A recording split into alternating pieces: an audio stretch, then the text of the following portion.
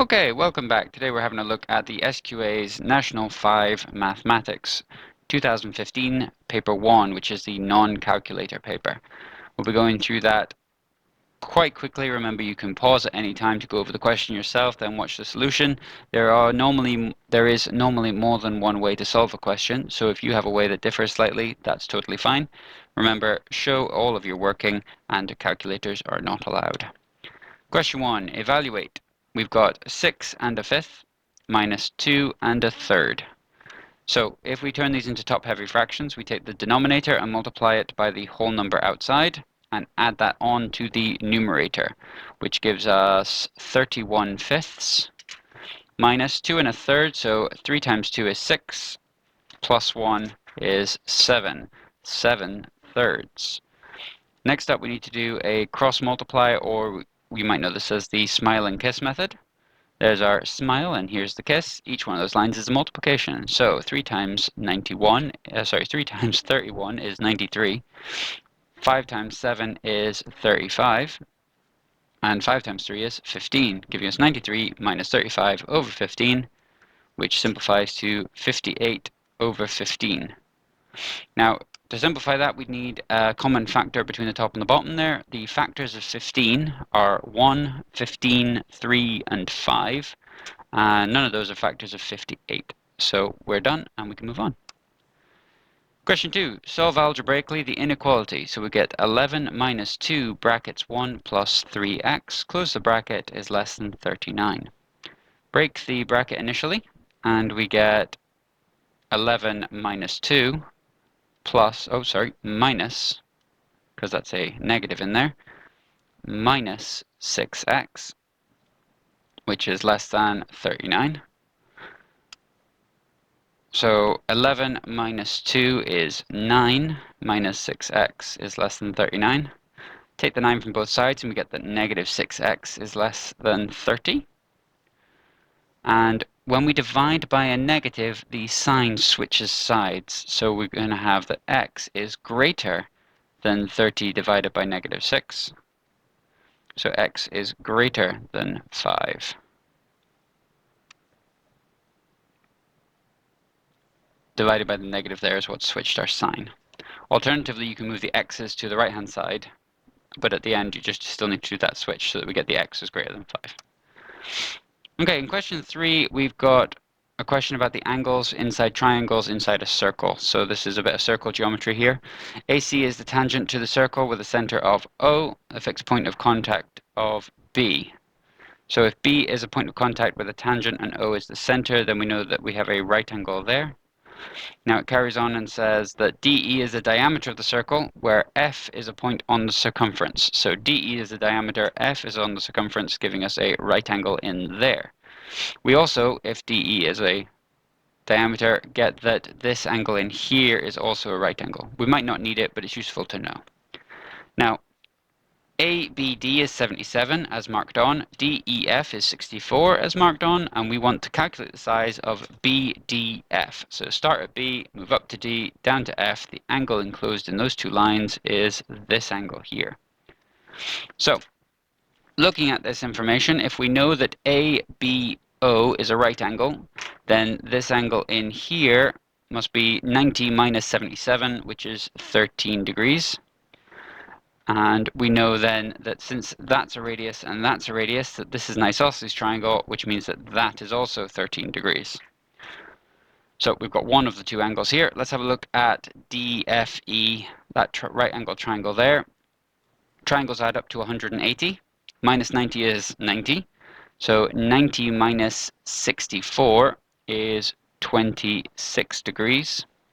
So the angle BDF is going to be 13 plus 26, which is 39 degrees. Now, it is important that you do state that off to the side there, label it which angle you're talking about. Some years the SQA will accept the angles written on the diagram, but other years they haven't. So you are always just safer to write down your answer off to the side. Okay. Carrying on, question 4, multiply out the brackets and collect the terms. So we get x minus 4 in the first bracket, multiplied by the second bracket, x squared plus x minus 2. Now when we're multiplying out this bracket, we're going to take this x first and we're going to multiply it by each of the terms inside the bracket, inside the second bracket that is. So we get x cubed plus x squared minus 2x. Then this negative 4 is also going to get multiplied by each term inside the second bracket, giving us minus 4x squared minus 4x plus 8, double negative there. Now, your first mark is for any 3 of those 6. The second mark is if all 6 of them are correct. The third mark for this question comes from the simplification. So we need to simplify this. So we get x cubed, x squared minus 4x squared is minus 3x squared. Negative 2x minus 4x is negative 6x. And we have this positive 8 on the end there. That gets us our third mark. Okay, number 5, the standard deviation of 1, 2, 2, 2, 8 is equal to root 8. Find the value of, the root a. Find the value of a. So the formula for standard deviation is on your formula sheet. The one I prefer to use for this is s is equal to the square root of the sum of x minus x bar all squared over n minus 1. That's my preferred method for this, mostly because I quite like finding the mean. So if we find the mean first, x bar is the sum of x over n, which is 1 plus 2 is 3, plus 2 is 5, plus 2 is 7, plus 8 is 15, divided by 5, which gives us an x bar of 3. Now I set up a table next. I'm going to say x minus x bar, and x minus x bar all squared.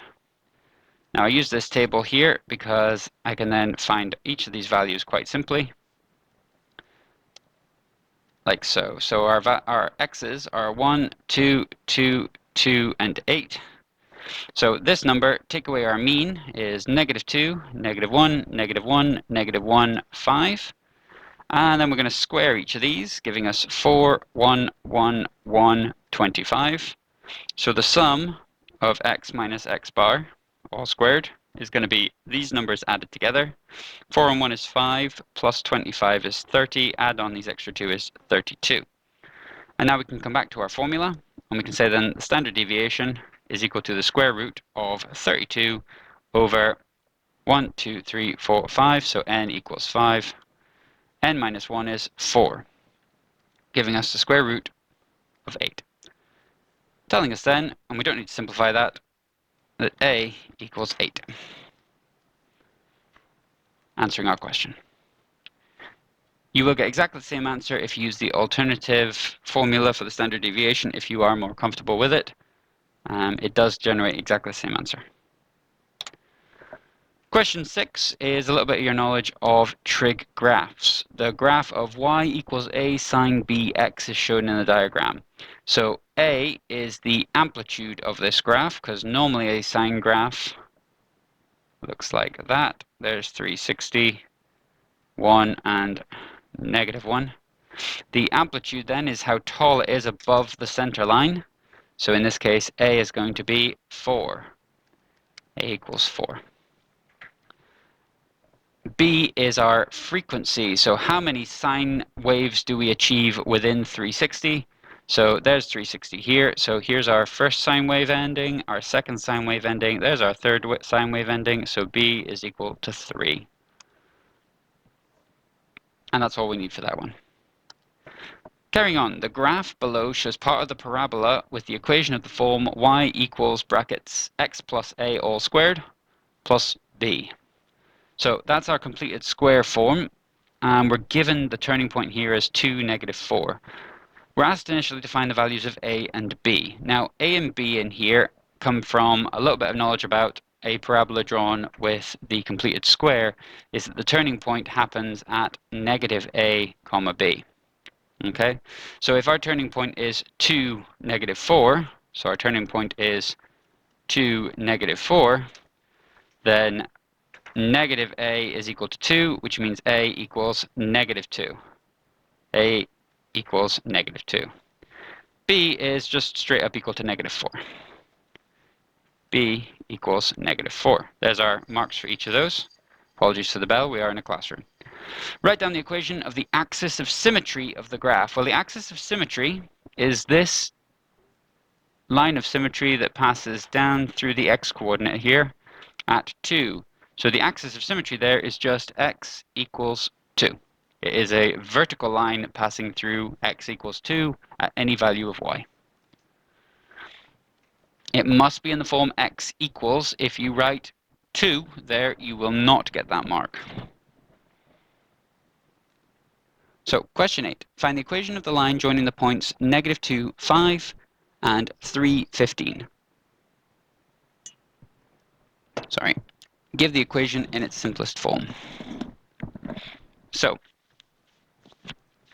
in order to find the equation of that line, we firstly need to find the gradient. And we're going to use the formula m equals y2 minus y1 over x2 minus x1, which you'll notice is not on your formula sheet. So I'm going to label these. I'm going to have x1, y1, x2, y2. I'm just labeling them for clarity. You don't need to do that. So we get 15 minus 5 over 3 minus -2, which comes out as 10 over 5. Taking away a negative is the same as adding a positive, or a gradient of 2. Now I'm also going to pick the positive points here, and I'm going to label them A and B. And we're going to use the equation of the line y minus b equals m brackets x minus a. Now substituting in my gradient that I worked out as 2 and a to be 3 and b to be 15 gives us y minus 15 is equal to 2 brackets x minus 3. Oh.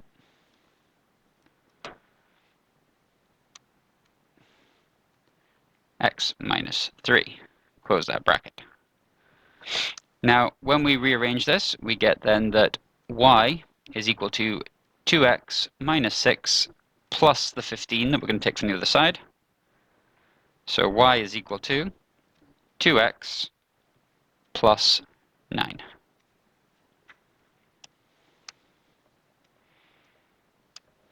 My cursor's changed and I don't know why. Question 9. Write the following in order of size, starting with the smallest. We've got cos 90, cos 100, and cos 300. Now, if we have a little look at a standard cos graph, looks kind of like that. It doesn't need to be beautiful, it is just for a little bit of reference. There's 1, there's -1, here's 0, there's 180, here's 90, here's 270, and 360. Okay, so cos 90 is there, it's actually equal to 0. Cos 100 is somewhere in this little arc here, so it's a negative.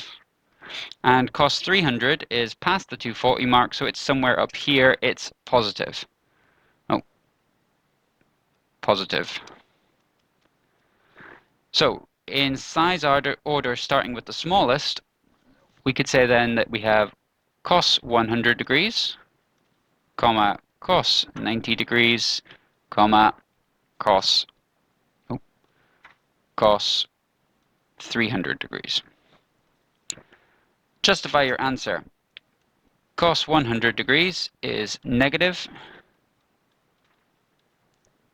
Cos 90 degrees is equal to 0. And cos 300 degrees is positive. There we go. There's our justification. Question 10. 10 couples took part in a dance competition. The couples were given a score in each round. The scores in the first round were 16, 27, 12, 18, 26, 21, 27, 22, 18, and 17. Calculate the median and the semi-interquartile range of these scores. So in order to calculate the median and the semi-interquartile range, we firstly need the scores to be in order. So the smallest score there is 12, then 16,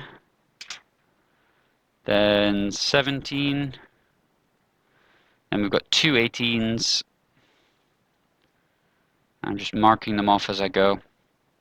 And we've got a 21, a 22, a 26, and two 27s. Okay, and we'll just double check. 1, 2, 3, 4, 5, 6, 7, 8, 9, 10 values there. Okay, so the median is going to be the middle number of that list. So 1, 2, 3, 4, 5 is going to be right here. There's our median, which we could call Q2. Our quartiles then are going to happen at the middle of the lower half and the middle of the upper half. So there's Q1 and Q3. So the median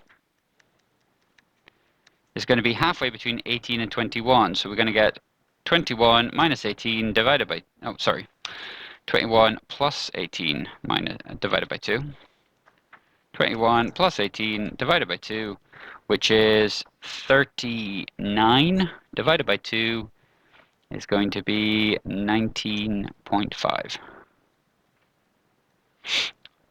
Our semi-interquartile range is going to be Q3 minus Q1 over 2, which is 26 minus 17 divided by 2, which is 9 divided by 2, or 4.5. Remembering that this is a non-calculator paper. In the second round, the median was 26, and the semi-interquartile range was 2.5. Make two valid comparisons between the scores. Okay, so our median is 26, which is higher than our previous median. So we can say, on average, the scores in the second round were higher. On average is the key phrase there, as the median is a form of average. The second comparison, we'll look at the semi-interquartile range, which was 2.5. A smaller range means the scores were more consistent, or less spread, I think is a better phrase for this one. So we could say the scores in the second round had a tighter spread. Or we could say, or were less spread. Okay, there's our two comparisons. Comparing firstly the median, and secondly the semi-interquartile range. Question 11, solve algebraically a system of equations. So here's a simultaneous equation for us. We've got, I'm going to rewrite these, 3x plus 2y equals 17, which I'll call equation 1, and 2x plus 5y equals 4, which we'll call equation 2. Now we're going to need to do some scaling here. The lowest common multiple of 3 and 2 is 6, and the lowest common multiple of 2 and 5 is 10. So I'm going to get rid of the x's by getting that to 6x in each. So I'm going to say equation 1 times 2 is 6x plus 4y equals 34. That's equation 3. I'm going to say equation 2, I'm going to multiply by 3 and get that 6x plus 15y is equal to 12. Call that equation 4. Each term in the equation has been multiplied by our scalar. Next up, I want to keep things positive, so I'm going to say equation 4 minus equation 3, and that gets me my 6x's cancel each other. 15y minus 4y is 11y, and 12 minus 34 is negative 22. So if 11y is negative 22, then y is going to be negative 2. Now that we know that y is negative 2, we can say y equals negative 2 in equation 1, and that gives us 3x plus plus 2 times negative 2. 2 times negative 2 is equal to 17. So 3x minus 4 equals 17. So 3x is 21. X must be 7. We check our work. We should always check with simultaneous equations. It's one of the few questions we can check. So check, I used 1 already, so I'm going to use equation 2. I get 2 times 7 plus 5 times negative 2 is equal to 4. So 14 plus negative 10 equals 4. That's 14 minus 10 equals 4. That's right, which tells us that x equals 7, y equals -2. And I'm just rewriting that together nice and neat so my marker can see it immediately. Question 12, simplify. We've got x squared minus 4x over x squared plus x minus 20. So on the top there, I've got a common factor of x. I can take x out and say that I've still got x minus 4. On the bottom, I'm going to have a trinomial. So that simplifies into a double bracket there. I'll have x in both brackets. And this negative here tells me that the signs are going to be different. So plus and minus. The positive there tells me that the bigger number is going to be positive. So I need the factors of 20. So 1 and 20, 2 and 10, 4 and 5. And we want them so that when they're combined, where the bigger number is positive, I still get positive 1. So that gives me 19, that gives me 8, that gives me 1. So it's going to be this pair here. We're going to have plus 5 minus 4. The hint there is also that this top bracket was an x minus 4 as well.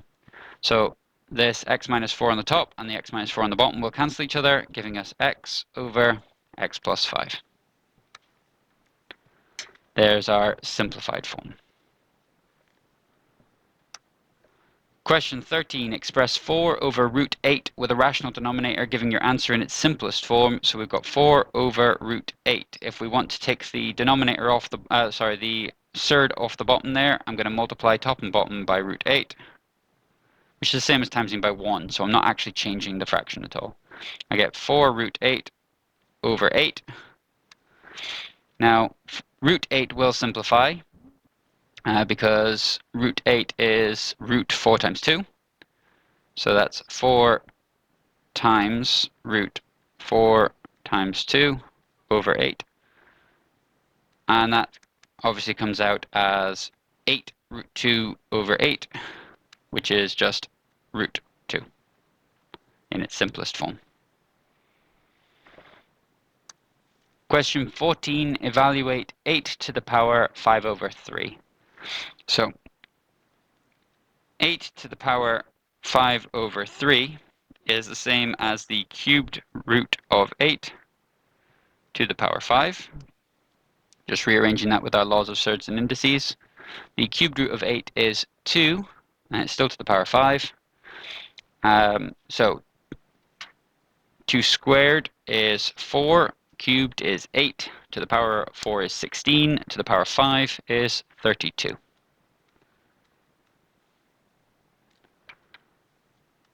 And that's the end of the paper. So you'll notice this one was slightly shorter than the modern ones, just they've increased the number of marks and increased the amount of time you get for these exams. So good luck with your revision, and I hope you do well.